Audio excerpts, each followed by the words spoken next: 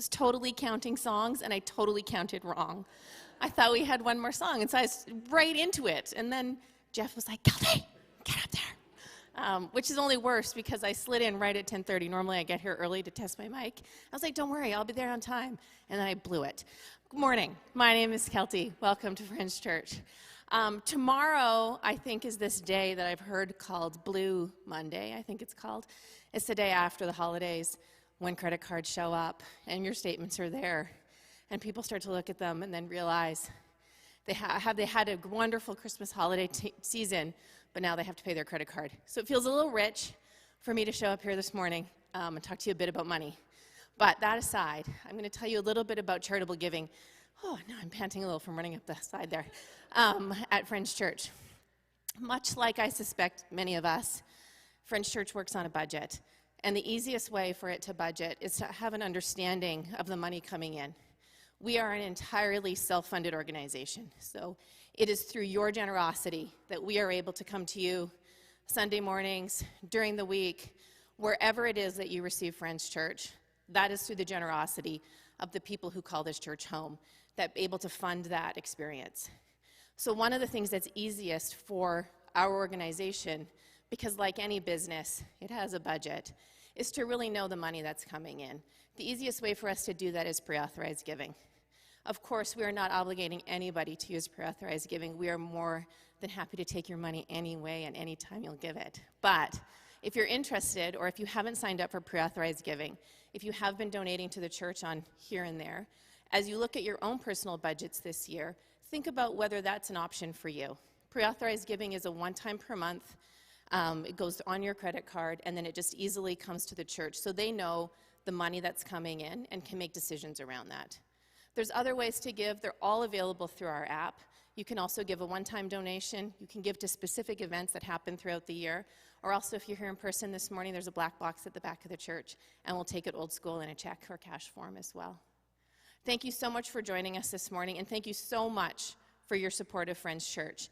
It is through your generosity, as I said at the very beginning of this, that we're able to come to you, whether you're here live, whether you're on the podcast, or whether you just join throughout the week for various other activities. Thank you so much.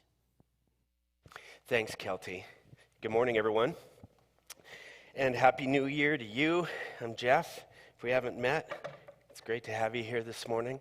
I asked online this week, posted a little blurb about this message today and asked if people out there looking at it believe in hell. One guy responded, nope.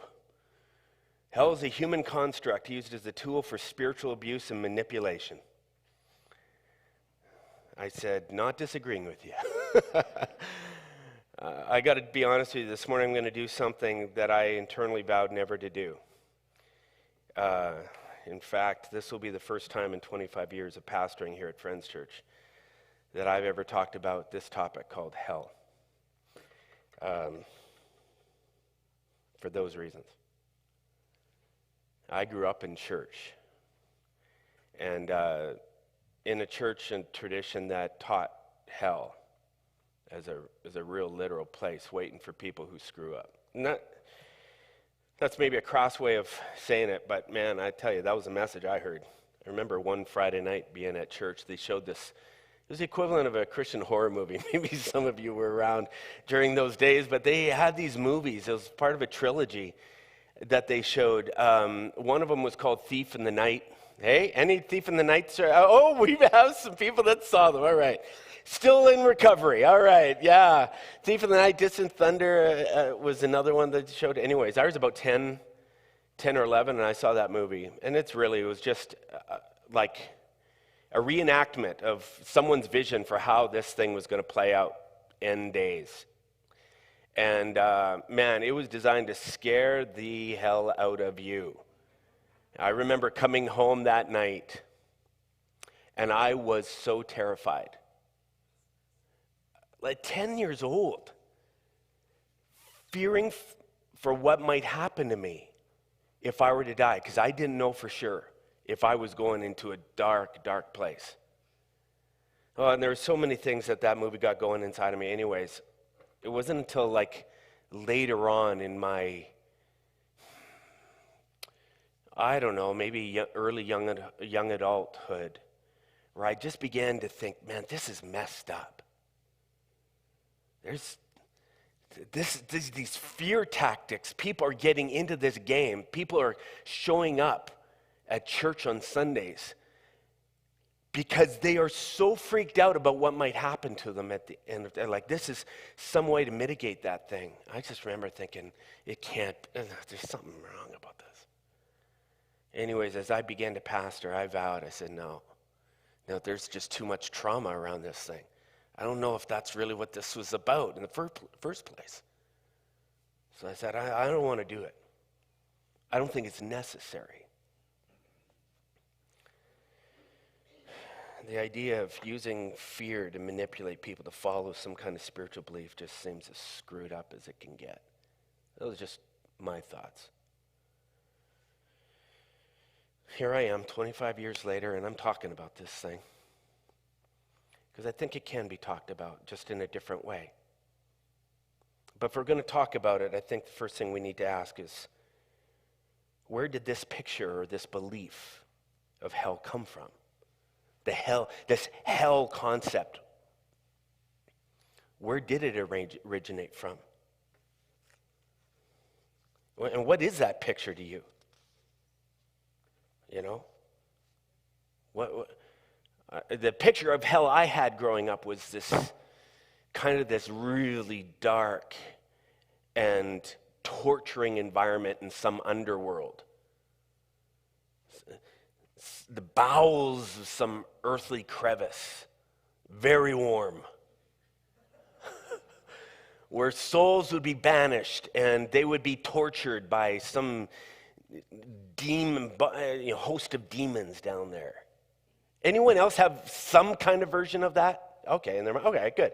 It's not just me. All right. Where did that come from? As I talk to a lot of people, they say, well, that's in the Bible. I go, really? Okay. Well, let's try to find it, shall we? And they go, it is there. I say, oh, really? Have you read it? Well, I'm just pretty sure I was told that. I think many would be surprised by the answer to that question. Is it in the Bible? Where did it come from? Last week, Vince opened up this series called Fear Mongering with a primer on how our spiritual ancestors' beliefs have kind of evolved in the afterlife. Their belief in the afterlife has evolved. He talked about kind of the first epoch, at least of our spiritual ancestors. They didn't have a big belief in the afterlife. Once you died, you died. That was the concept. What you got here on earth is all you got. So the concept of hell after was not a part of their imagination. That's news for some. There's many I talk to who believe, no, this idea of a heaven or a hell after death here on earth is what everyone's, no, it didn't happen. For our earliest ancestors, there was kind of a mantra, man, you eat, you drink, and you be merry, because tomorrow you may die. You live the best life you got. Make the most of this moment that you got right now. That's kind of what you get even out of Ecclesiastes, Song of Solomon. Like these guys, they just said, man, you got a moment. Savor this moment. Because there's no guarantees you got even tomorrow. Life is like a vapor. And then it's gone.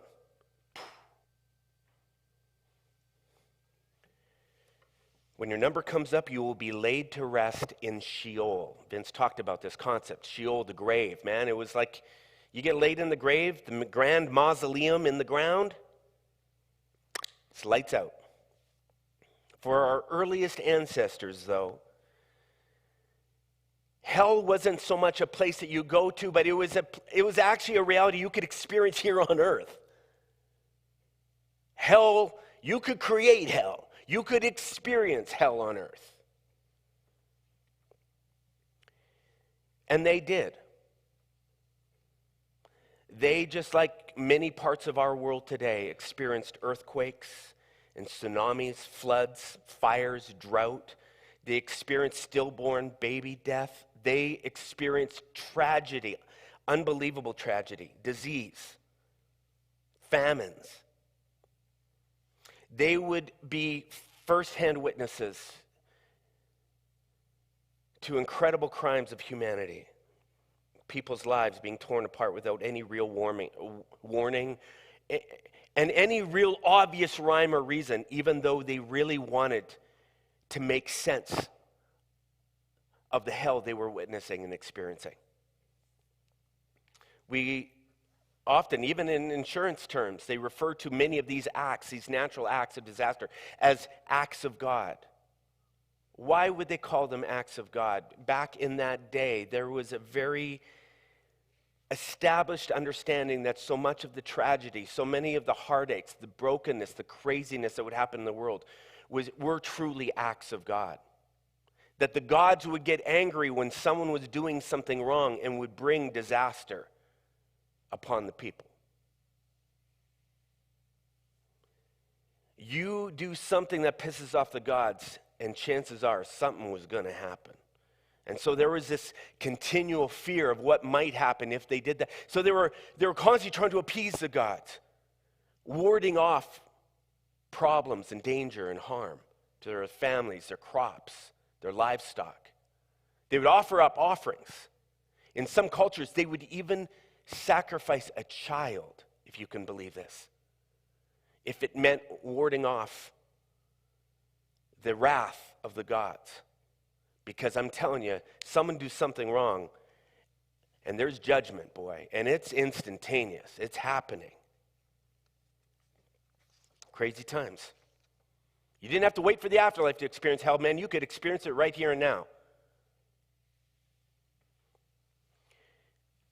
But it wasn't just through natural disaster they could experience hell. They knew, too, that hell could be created by real people, real bad actors, who lived with some kind of darkness in their heart.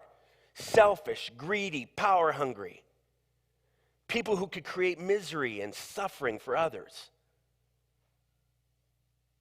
Hunger, emotional, mental, sexual, physical abuse. They watched that. Bad actors just exposing people's vulnerability. Violence, war, death. Our ancestors, man, they were familiar with hell on earth. And hell that was caused by actually other people. Forget the gods. Man, under the rule of bad kings and pharaohs, they were enslaved, living often their entire lives in insufferable conditions. No hope of ever escaping. Can you imagine? Being under the thumb of someone and never, ever being allowed to breathe, to have a decent life, freedoms that we would know every day here. Somehow they held on to this belief that God would see the injustice that was going on around them, and he would level the boom and he would punish those bad actors. Wipe out the evil man's crops, God. Take away his children, not ours. The Psalms, if you read through them, there are these heart-aching, heartbreaking prayers saying, why? Why are you not getting that guy? There were many moments where they would watch hell break out, and it was like, no, you got the wrong person. You got the wrong family. Many times they watched as injustices would play out, it seemed, by the gods. These innocent people are dying here. That can't be right.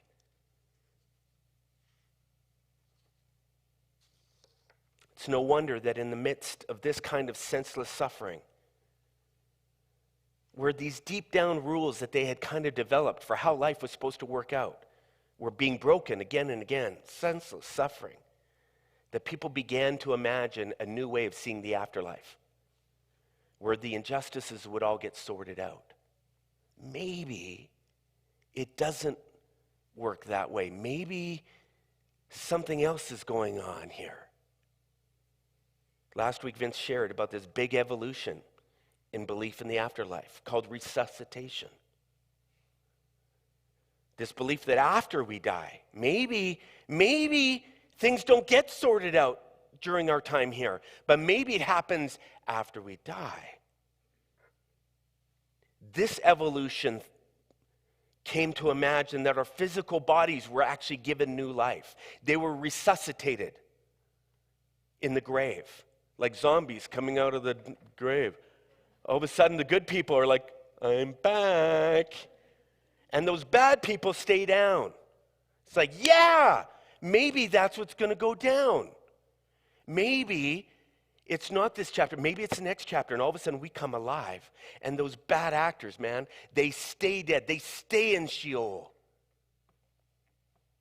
Oh, what an amazing thought for the innocent suffering. All the people that had bad things go wrong, going, hey, wait a second. We're going to get our chance. I'm going to see my kid again. And this life that was stolen from us by these people, we get it back, and they are going to stay dead. Oh, man. Can you imagine? This was called the resuscitation. And this is a whole new development in belief in the afterlife. At this point in human history, hell was Sheol. It was a permanent sentence to death for the bad actors. There was no comeback. There was no do-over. That's the vision that the resuscitation gave for people of hell. But as Vince mentioned last week, there were other understandings of the afterlife that came along. At the time that Jesus walked the earth, the Roman Empire was literally steamrolling the entire world. They were swallowing up country and after country. They were like this massive domination machine. Greco-Roman thought and philosophy was taking over. A guy named Plato, 4th century BCE. He was teaching and casting, promoting ideas of the afterlife that were really catching on, like fire. One belief that swept through was the belief that the body and the soul are two separate concepts. They're separate entities. Oh, sure, you may die. Your body stays in the grave. How many times people had this belief that bodies would come alive? They'd be resuscitated one day, but then they'd see these skeletons everywhere. Like, wait a second, something's not right about that. Plato comes along and says, no. Oh yeah, your body, your physical body stays dead, but your spirit comes alive and lives on forever. How many were raised with that kind of belief? And still hold that belief. The idea that, hey, okay, yeah, your body might stay dead, but your spirit comes alive. Did you know that wasn't necessarily a Christian thought? That was actually Greco-Roman thought. This idea, man, we'll live on, our souls will live on forever. Wow, that's awesome. But that presented a problem. Because if that's actually how it goes down, then what about the bad actors' souls? What about the evil people are you telling me their soul is living forever too? You telling me they're getting a do-over on this? I'm going to see them again? And we got to just play nice? What about the justice in that? But in the development of this belief, there came some other things that could maybe fix that problem. There's a word that appears in the Bible. In fact, it appears 11 times in the books that were written around this period of time. Platonic thought. And this word seems to address some of the problems. In the original Koine Greek, it's the word Gehenna. Some modern English translations, they translate the word Gehenna as hell. Here's a verse in Matthew that was attributed to Jesus saying, don't be afraid of those who want to kill your body. No sweat. They can't touch your soul. Fear only God, who can destroy both soul and body in hell, or the word Gehenna. Gehenna was this place, they believed, where soul and body could literally be wiped out. It was like lights out there. You get sent to Gehenna, And there's no coming back. There's no zombie reappearing after that one at some point. It's dead, dead. And this new belief in Greek philosophy, man, it seemed to fix this problem of getting away with hurtful things during your time on earth. You live selfish, you hurt others, you cheat and steal. Don't worry. Oh, you may fool people now, but you ain't fooling God. He has a special place for you. What's interesting is this thought kind of began to evolve too. There was this growing belief that rather than just being lights out in Gehenna, people's souls would actually be punished. So it's not just go night-night, Hitler. No. I got some plans for you. It's like, good. Jesus tells a parable. It's interesting. He says there's a rich man who was splendidly clothed in purple and fine linen. Man, this guy was living in luxury. Every day he walked by a poor guy named Lazarus. Lazarus is in a world of hurt. He had open sores on his body. The Bible talks about it. Dogs would come and lick his open wounds. The guy was just in misery. But this rich man would just turn a blind eye to him. Didn't give a rip about Lazarus. He had more important things to do than worry about him. Anyways, in the story, Jesus says, one day the poor man and the rich man both die. The poor man is carried by angels to sit beside Abraham at the heavenly banquet. The rich man also dies and is buried. But he went to a different place. He went to the place of the dead, Gehenna. Around the same time, okay, so here they are. They're in these two places. It's interesting, this picture that Jesus creates.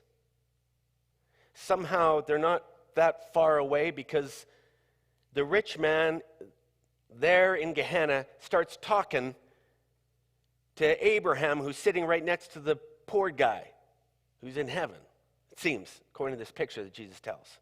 He's going, hey, Abraham, send Lazarus over here, man, I'm burning up. Send him over here so he can dip his finger in some water and cool my tongue. This is the story Jesus is telling. Wow. So Abraham responds to him. He says, son, remember that during your lifetime you had everything you wanted. You lived the way you wanted. Lazarus here had nothing. Now he is here being comforted. And you're in anguish. Tables are turned. Interesting what he says next. He says, then the rich man says, please, Father Abraham, at least send him to my father's home, because I have 5 brothers and I want to warn them so they don't end up in this place of torment.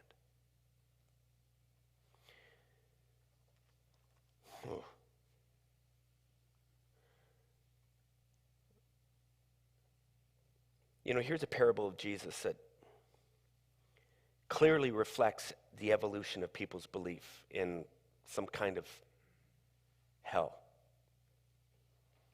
some kind of post-death experience. I'm sure it was an encouraging picture for some that were under the thumb of oppression, some who had never lived their lives in any stretch of the imagination that was nice, who suffered. This parable was kind of looking at them going, hey, one day,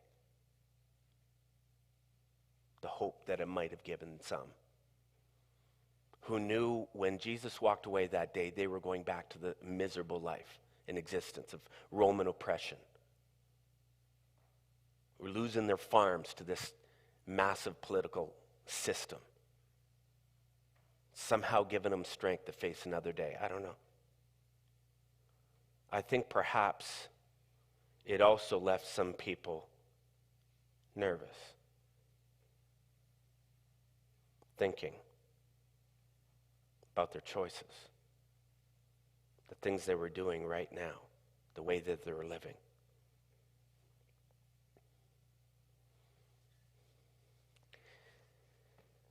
This is a new development, kind of in that epoch of life. It was going, hey, look, there's going to be some kind of reckoning. It's going to be a judgment day. Jesus, in his parables, he seemed to have a kind of a judgment day concept. It's like, hey, you're going to answer for something. Be careful. But let me tell you something. The picture that we get from the Bible, and I mean, that is about as close as I could get to anything that is even remotely close to what we're watching in movies and we're hearing about in popular mainstream horror shows about this burning hell that's in some recess. That's as close as we got.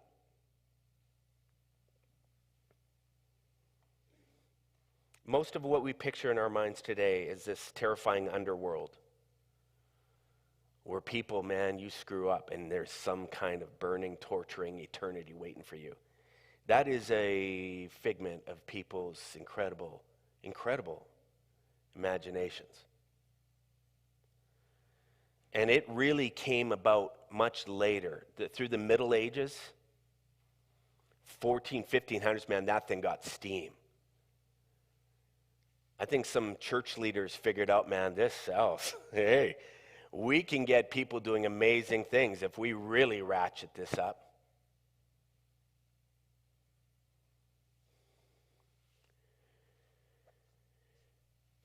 I didn't even want to go into all the stuff that has been talked about and imagined around concept of hell that is just so unbiblical, because it has led to all kinds of trauma and manipulation and bad things. Which I guess leads me back to why I have little desire up to this point to talk about hell. Like, the question is, what is the constructive conversation around this topic? I mean, if so much of what we understand of hell was just made to scare people, good, well-meaning people, why even do it? Down deep, we've been talking about these concepts for a while, going, okay, so what is the value of this thing? Is there a part of this discussion about hell that is helpful for the modern spiritual journey? I was so emphatically convinced that there wasn't. Now I'm starting to wonder if maybe there isn't some value to this conversation in a more than literal way.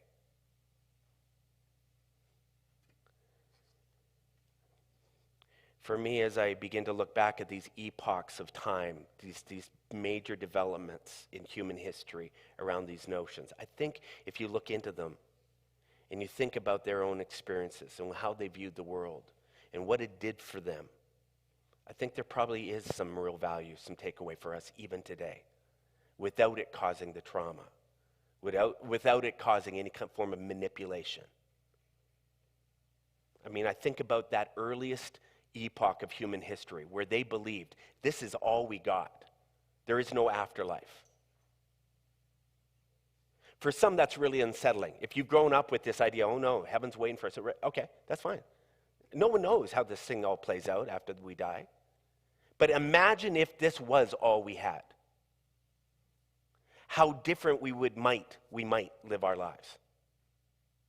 We got this. This is it.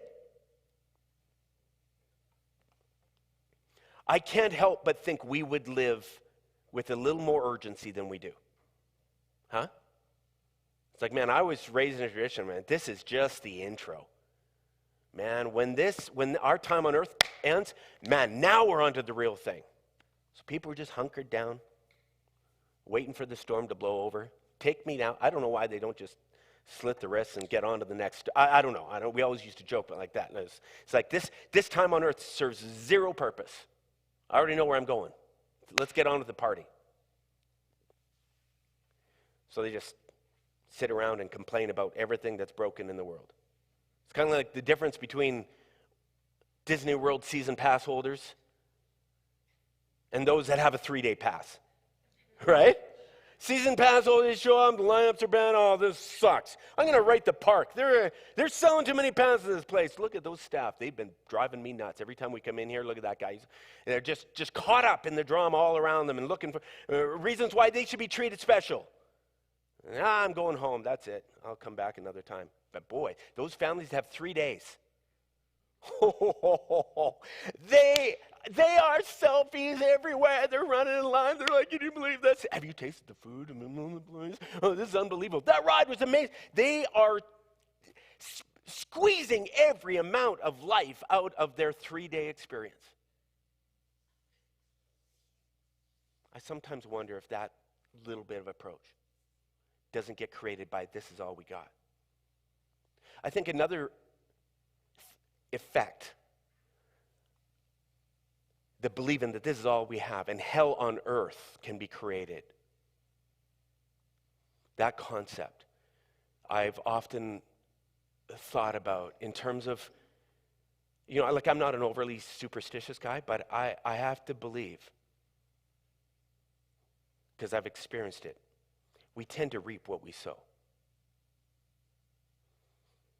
You love largely in this world. It's amazing how love finds its way back into your life through those around you.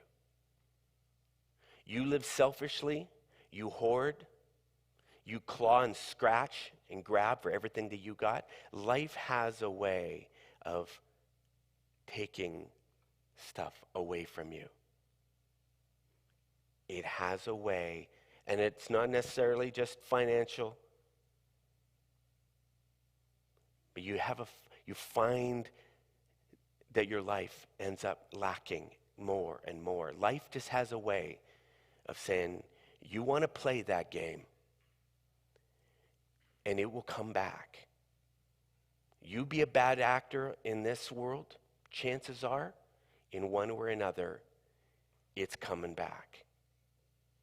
Hell on earth. And probably not just for someone else. You'll get your reward.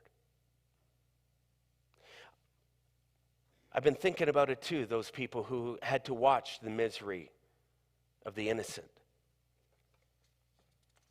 Those people who really truly believed in justice here and now, who then ended up not always seeing it happen the way they thought it should. And how they were forced to somehow get up and continue living regardless. I don't know about you, but in my short life, I've watched a lot of injustice happen, where life is messy, bad things happening to good people.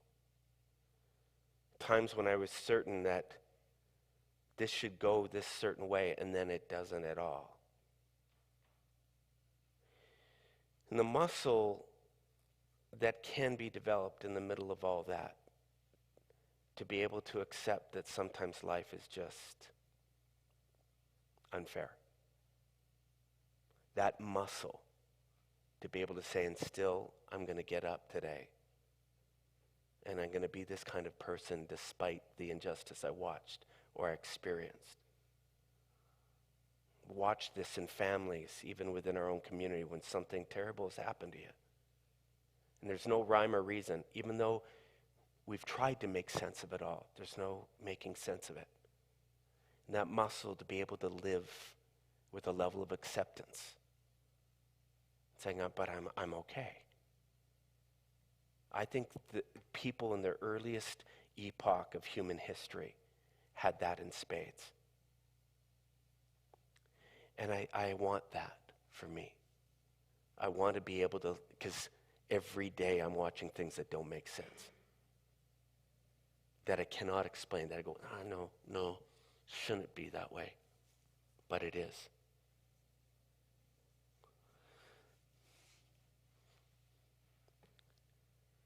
Hell on earth has a way of forcing us to wrestle with all kinds of different perspectives we have of how life should happen and shouldn't.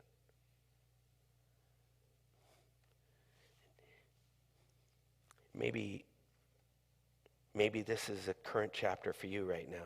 You're going, man, I'm really struggling with something that went down here because there's nothing fair about that. Yeah.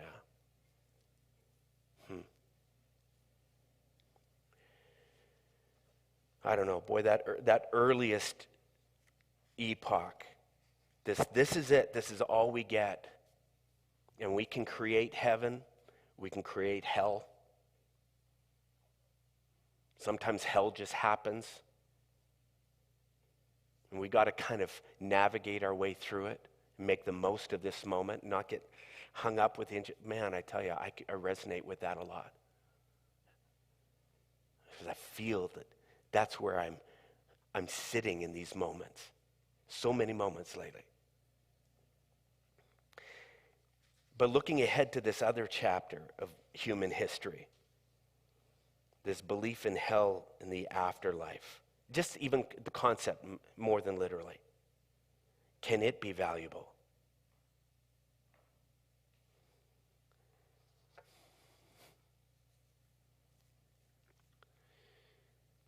You know, I keep being drawn back to that parable that Jesus talked about with this rich man and then Lazarus. And that rich man saying, look, I got 5 members of my family who right now are probably falling into the same trap I have. Could someone go back and warn them so they don't live the way I lived? So they don't ignore the suffering around them? They live a little different. Can someone just go back and warn them? I think the parables that Jesus talked about, even of the afterlife, was not meant to drive people into fear and paranoia that somehow they might be messing up and an eternal punishment was waiting for them when they die. I don't think that was the whole purpose of his parable there. I think he was using this as a warning to say, let me tell you what matters most. Or let me warn you about a certain way of being in this world. Because people seem to get disoriented. They start living so about themselves that they start neglecting the real world around them. I think the whole purpose of Jesus talking about this concept was saying, live with the sense that one day there might be an accounting for your actions.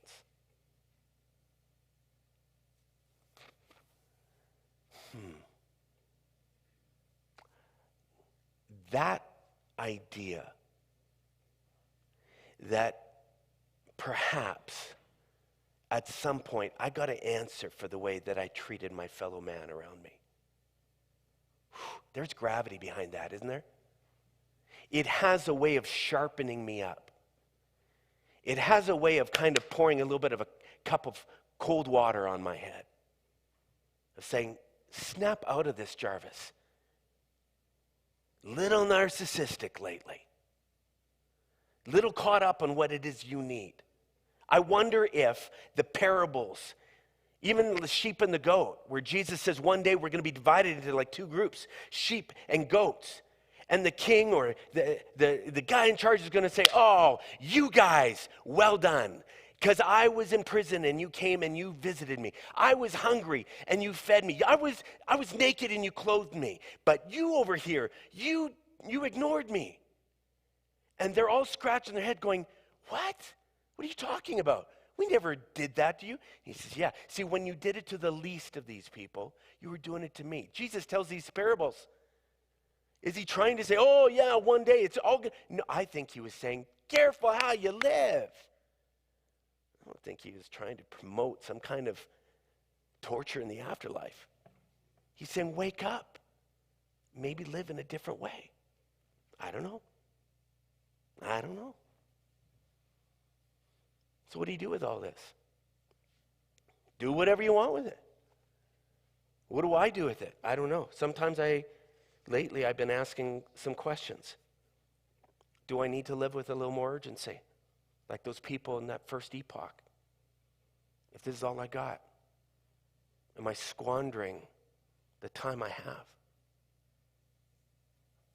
Am I treating it like it's just endless? Can I be reminded my life is like a vapor? Make the most of this moment I got. Maybe I need to practice more acceptance to life's random accidents and injustices. Maybe I need to get more comfortable with the fact that life doesn't always just reward the best and punish the worst. Sometimes it doesn't. And maybe there's a level of acceptance I need to practice when life doesn't turn out the way that I thought it was supposed to. I don't know. Maybe perhaps what I'm needing is a stiff warning that I might be creating hell for someone right now. And I need to stop.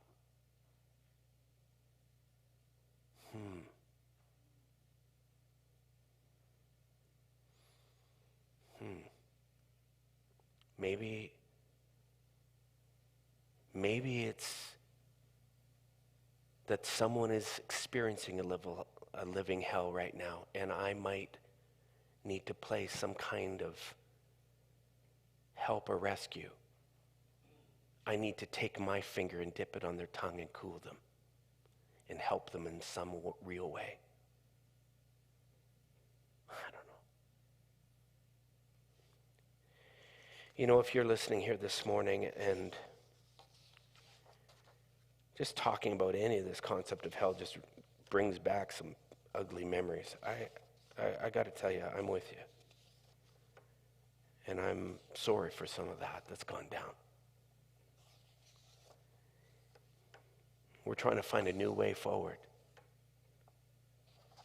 Get away from the manipulation and the guilt and the trauma to talk about something that might have a way of shaping a way we live today in this world. And so maybe you can take one of these things away this morning. I pray that regardless of your conception of hell, how you view this life and perhaps the next life, that perhaps whatever conception you hold, that somehow it will guide you into a healthier way of being in this world. It'll be inspiring. That's my prayer for you. Yeah, that's all I got. Let me pray for you. This has been my prayer this week. God, I know that I can create something beautiful or something very damaging and hurtful right now here. And I just pray that I would be just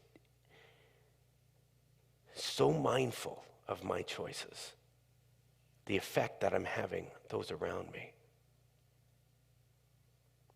God, I pray as I look over my life that I would live with a level of attention, urgency, and care, leading to something beautiful here and whatever else lies beyond. I pray that in your name. Amen. Have a great week, you guys.